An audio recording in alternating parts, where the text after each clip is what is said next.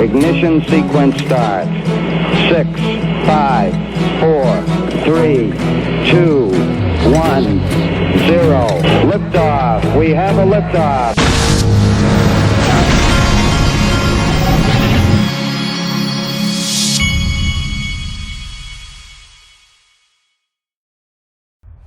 Hey everybody, this is the Digital Asset Investor, and your crypto tax season is upon us.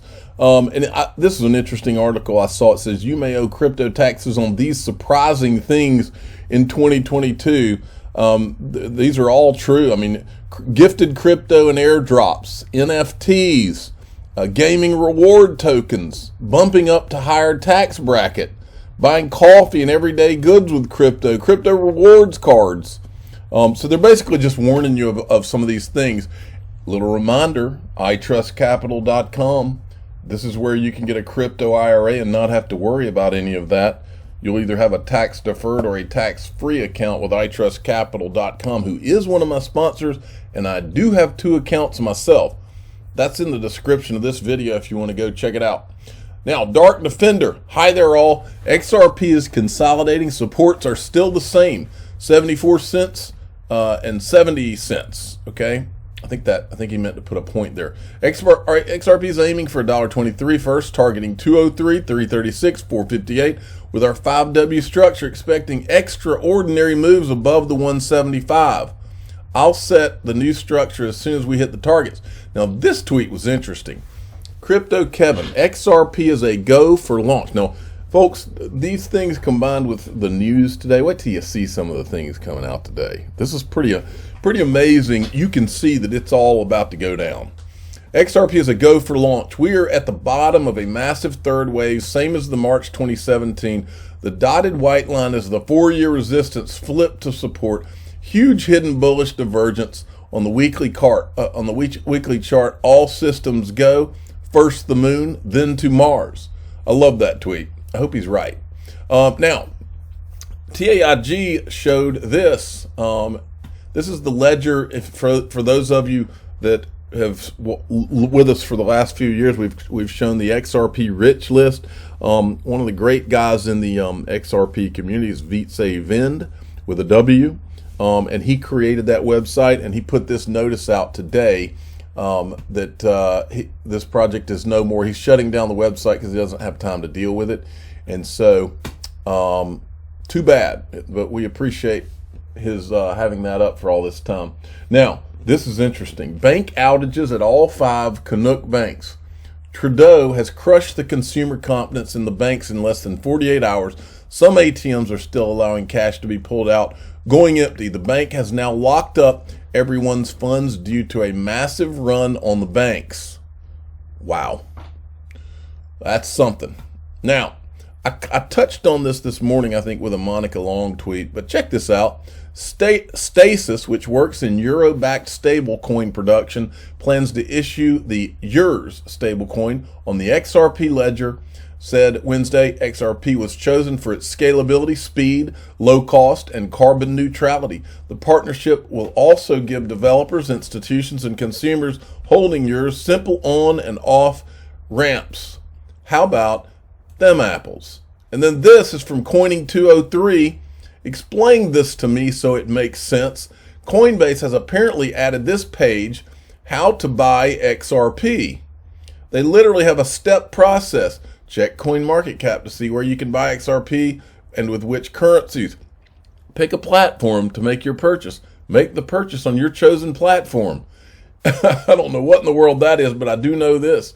TAIG said Coinbase has moved over 2 million XRP to one of their wallets, and I'm assuming this is today. Now, this is interesting against the backdrop of the rest of the news I'm going to show you. But first I want to show you this. John Deaton earlier had tweeted this about the settlement. I showed you this in the last video. What does a quick... John Deaton is basically saying that, and I'm assuming he doesn't know anything, but it looks to me like he is wondering if the SEC could be trying to pull something off here, and work some kind of settlement out with Ethereum and not sue them, and then just announce one day that they have an agreement for settlement with the people that founded Ethereum. And John is making the point here about how that would be so beneficial to those Ethereum founders. And so I retweeted it because I got to thinking about it, and I said, just imagine what the discovery would uncover in an SEC. Just think about what all Ripple has been through and what all they've had to produce.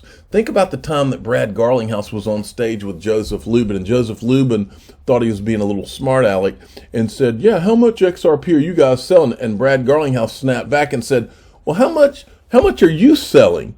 And he's basically making the point, you guys aren't showing anybody what you're doing. And that's because they freaking can't, folks.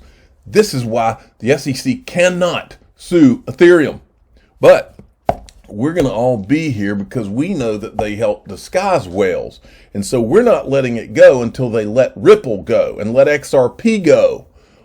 That's when I let it go. Until then, we're going to put it in everybody's face. We're going to put it in the politicians' face. We're going to put it in the justice people's face.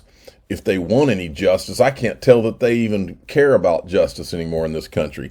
But we're going to keep it in their face because I know that they can never, the whole thing, the whole house of cards, the Ethereum house of cards would come tumbling down, all of it. And I don't want that, okay? I do not want that for Ethereum. I don't want it for Ethereum. I don't want it for the people that are investors in Ethereum. I don't want it. See, I'm different. I'm different than Jay Clayton. I would have listened to Joseph Grunfest if I was Jay Clayton, and he said, no, don't do that to Ripple because you'll hurt all these XRP holders. I would have listened because I wouldn't have wanted the XRP holders. Jay Clayton didn't care. Gary Gensler doesn't care. I do care. I care about the Ethereum investors. I don't want them hurt. I know that the SEC and all these people cracking down on Ethereum hurts those investors. I know if they went after the disguised whales, it hurts those investors. And for that reason, I don't want it. I just want the level playing field for XRP, the level playing field for Ripple. I don't want any of it to happen. Never have. We were forced into this position because if we didn't put the spotlight on Ethereum, there was no pressure for the SEC to do anything but drag this out. But we knew that they were up to no good here. And so we were forced to shine this spotlight in order to apply pressure for them to do what's right instead of what they wanted to do, which was to hold off Ripple and XRP and give Ethereum time. That's what these people wanted to do. You can smell it. Okay? Now, moving along. Tom Emmer finally received a BS response. That's what he should have said. Finally received a BS Gary Gensler response from the SEC on when he was asking about why he couldn't approve a Bitcoin spot ETF. Bunch of garbage. And he says we will continue to oversee the SEC. This issue remains a priority for us, and we will continue to oversee the SEC in its mission to maintain fair and orderly markets. Well, I said, Tom, what's fair and orderly about this? This is the Ethereum guy talking about how Ethereum was, how they were advised, their legal people told them that Ethereum was a security, and he said it was. What is fair and orderly about treating Ethereum the way they've been treated and the SEC going after Ripple? It's not orderly and fair. Now, this is hilarious. I saw this. Ethereum 1.0 is right here, and they've built Ethereum 2.0 on top of this shack, this broken down shack. I thought that was perfect. James Phelan said, here's where it gets interesting, folks. James Phelan said the SEC motion for reconsideration of the DPP ruling should be filed today. The unsealing of the legal memos also should happen today. That depends on whether Ripple files newly redacted memos or just allows the court to unseal the previously filed and redacted memos. On February 24th, SEC has to respond to Garlinghouse motion to compel turnover of Estabrook notes. On the 25th, Ripple must respond to SEC's motion for reconsideration of DPP ruling, and the Estabrook notes must be submitted to Judge Netburn for in-camera review. And then John Deaton had retweeted it. Says Jimmy states the sealed legal memos filed contain redactions which are attorney-client privilege. The court allowed Ripple to either consent to unsealing the redacted memos or filing newly redacted memos. And then Eleanor Terrett comes out with the bombshell. Here, that's a thumbnail. I need to write that down. The bombshell, right? Okay, I wrote down bombshell. New Ripple's General Counsel Stuart Alderoty's statement to Fox Business. Once released, these are about the memos, folks, that are being released today. Once released, these documents will show that in 2012, Ripple received a legal analysis that XRP was not an investment contract. The fact that it took the SEC 8 years to suggest they disagreed with that analysis while XRP traded in a massive global market is baffling. We look forward to the public having access to these documents as we continue to vigorously defend the case. And then I told Eleanor Terrett, hey, Eleanor, Charles Gasparino, John Deaton, FYI, while Ripple was getting legal analysis that XRP was not an investment contract, this is the legal advice that the Ethereum founders were getting. I'll start here. So this was a really, I don't know, this was like a game-changing conversation, I think, in blockchain, and none of us realized it at the time. And so I'm going to say at the outset, I take no credit for any of this. We were doing this because we were trying to promote a project, and I'll explain how that took off and took this life of its own afterwards. But he said to me, he said, the problem is our lawyers are telling us this is an illegal securities offering, which in fact it was, because they were saying this is a security. So that became...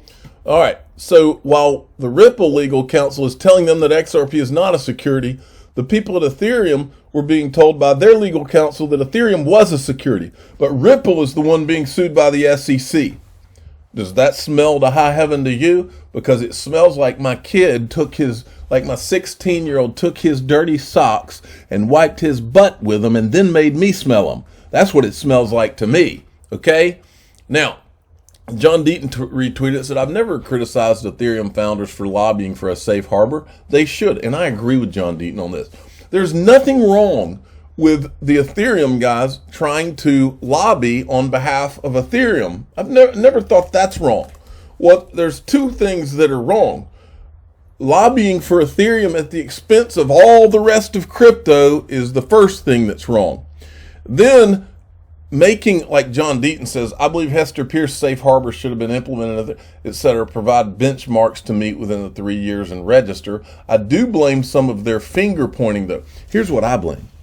I blame Vitalik Buterin tweeting that XRP is a shit coin. I blame Joseph Lubin for gloating and calling XRP extremely undervalued and running his mouth about how Ripple did not get clarity in all of this, because I think that he thought he was pulling one over. I blame him for that. I blame the media, the crypto media, the coin desks, the coin telegraphs, the CNBC. I blame all of them for doing nothing but lying to the world and talking Bitcoin and Ethereum as if those are the only two things for years now, and carrying the water. I blame these supposed crypto industry groups who have been claiming to be pro-crypto industry when they're really just promoting Bitcoin and Ethereum.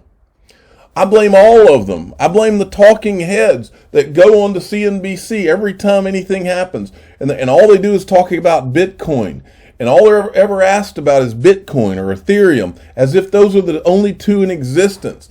I believe I blame the FUD people who all intentionally throughout this whole thing, some of the same guys that go on CNBC, they've pretended, and these aren't dumb people, folks.